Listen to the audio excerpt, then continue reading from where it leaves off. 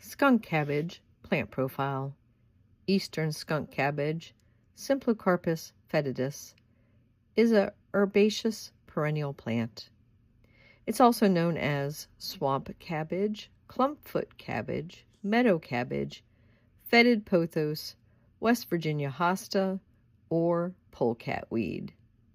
It has huge leaves that, when bruised, smell like, well, skunk, or some people say overcooked cabbage, mustard, or garlic. The purplish flower, which is called a spathe, looks a lot like its smaller cousin, the Jack-in-the-Pulpit, Arisaema triphyllum. It attracts flies, gnats, and beetles for pollination.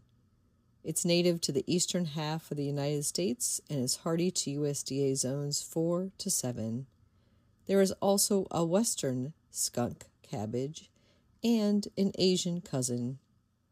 The plant emerges from the ground in late winter into early spring. Amazingly, it generates enough heat to melt the snow around it as it emerges. Eastern skunk cabbage is typically found in very wet soil, such as by stream valleys, bogs, and marshes.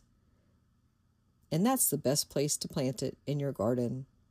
Note that it does go dormant around early summer if it's planted in drier soils, but in wetter conditions it persists into autumn.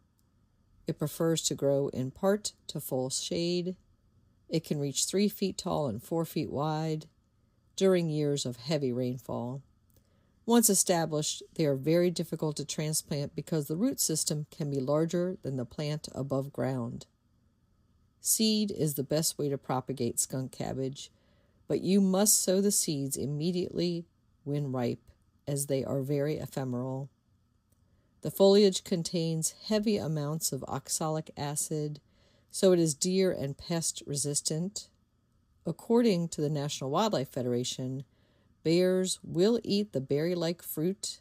They also eat the roots after emerging from hibernation because the roots can act as a laxative. Skunk cabbage, you can grow that.